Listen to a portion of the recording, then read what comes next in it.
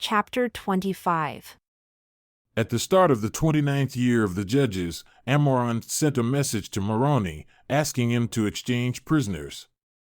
Moroni was overjoyed at this request, since he wanted the supplies used to maintain the Lamanite prisoners for his own people, and he also wanted his own people returned in order to strengthen his army. Now the Lamanite had captured many women and children, but there wasn't a woman or child among all Moroni's prisoners, or the prisoners Moroni had captured. So Moroni resolved on a plan to obtain as many Nephite prisoners from the Lamanite as possible. Therefore he wrote a letter and sent it with Ammoron's servant, who had brought his proposal to Moroni. Now this is what he wrote to Ammoron. Ammoron, I write to you a few words about this war you've waged against my people, which was started by your brother, and you're still determined to continue after his death. I want to tell you something about God's justice and the sword of his almighty wrath, which hangs over you unless you repent and withdraw your armies back to your own lands, or the lands you inhabit, which is the land of Nephi. Of course, I would explain it to you if you were capable of accepting it. I would explain to you about that awful hell prepared to receive such murderers as you and your brother have been, unless you repent and withdraw your murderous aims and return with your armies to your own lands. But since you've previously rejected these things and have fought against the Lord's people, I expect you'll do that again. Now we are fully prepared to defend against you, and unless you withdraw your aims, you will bring down on yourselves the wrath of the God whom you've rejected, resulting in your complete destruction. And as the Lord lives, our armies will come against you unless you withdraw, and you will soon be killed. Indeed, we'll take back our cities and lands, and we'll maintain our religion and the cause of God. But I suspect I'm wasting my time telling you about these things, because I suspect you're a child of hell. Therefore, I'll end my letter by telling you I won't exchange prisoners unless it's on the condition that you turn over a man and his wife and children in exchange for one of our prisoners.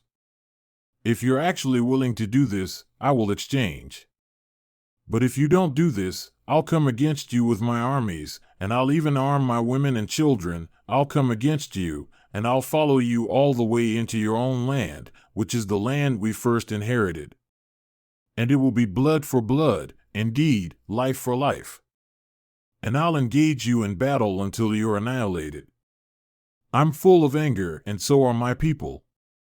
You've tried to murder us, and we've only tried to defend our lives. But if you attempt to kill us again, we'll attempt to kill you. And we'll try to recover our lands, the lands we first inherited. Now I close my letter. I am Moroni. I am a leader of the Nephite. Now, when Ammoron had received this letter, he was angry, and he wrote another letter to Moroni. And these are the words he wrote: I am Ammoron, the king of the Lamanite. I'm the brother of Amalickiah, whom you've murdered. I'll avenge his blood upon you. And I'll come against you with my armies, because I'm not afraid of your threats. Your forefathers treated their brothers unfairly, so much so that they robbed them of their right to govern when it rightfully belonged to them. Now if you lay down your weapons and place yourselves under our control, to be governed by those to whom the government rightly belongs, then I'll have my people lay down their weapons and not carry on war any longer. You've made a lot of fierce threats against me and my people. But we aren't afraid of your threats. Nevertheless, I'll gladly agree to exchange prisoners according to your request, so I can preserve my food for my men of war. And we'll carry on a war that will be eternal, either to bring the Nephite under our control and authority, or to bring about their eternal extinction. As for that God whom you say we've rejected, we don't know such a being, and neither do you. But if it's true that there's such a being, then it seems likely to us that he's made us as well as you. And if it's true there's a devil and a hell, then won't he send you there to live with my brother, whom you've murdered, whom you suggest has been sent there? But these things don't matter. I'm Ammoron and a descendant of Zoram, whom your forefathers seized and brought out of Jerusalem and forced into servitude. I'm now a bold Lamanite. And this war has been waged to avenge their wrongs and to maintain and obtain their rights to the government. And so I end this letter to Moroni. When Moroni had received this letter, he became even angrier, because he knew Amoron knew what he wrote was a fraud. Indeed, he knew Amoron understood what led him to this war against the Nephite wasn't a just cause. And he said, I won't exchange prisoners with Amoron unless he abandons his intention, as I stated in my letter, because I won't give him any more power than he already has. I know the place where the Lamanite guard my people, those they've taken prisoner. Since Amoron refused to agree to the terms of my letter, I'll attack them according to my words. I'll pursue them with lethal force until they beg for peace. When Moroni had said these words, he had a search made among his men to locate someone who was a descendant of Laman. They found one, named Laman, who had been one of the servants of the murdered king killed by Amalickiah. Now Moroni had Laman and a small number of his men approach the guards who were over the Nephite. They were guarded in the city of Gid, therefore Moroni had Laman and a selected small number of men accompany him. When it was evening, Laman went up to the guards who were over the Nephite. They saw him coming and called out, challenging him, but he said to them, Don't be afraid. I'm a Lamanite. We've escaped from the Nephite and they're asleep. And look, we've taken some of their wine and brought it with us. When the Lamanite heard this, they gladly welcomed him. And they said to him, Give us some of your wine so we can drink. We're glad you've brought wine with you because we're tired. But Laman said to them, Let's save our wine until we go to battle against the Nephite. But saying this just made them want to drink the wine even more. They said, We're tired, so let's drink the wine. Soon we'll receive wine as part of our provisions, which we'll drink before going against the Nephite. And Laman said to them, Do as you wish. They drank the wine without restraint, and the taste was to their liking, so they drank even more of it. And it was strong, having been prepared in its strength. They drank and enjoyed themselves, and before long all of them were drunk. Laman and his men waited until they were all drunk and in a deep sleep, then they returned to Moroni and told him what had happened. Now this was what Moroni had planned. Moroni had equipped his men with weapons, and he went to the city of Gid while the Lamanite were in a deep drunken sleep, and dropped the weapons inside to the prisoners, arming all of them, even arming the women and all of their children, including anyone who could wield a weapon.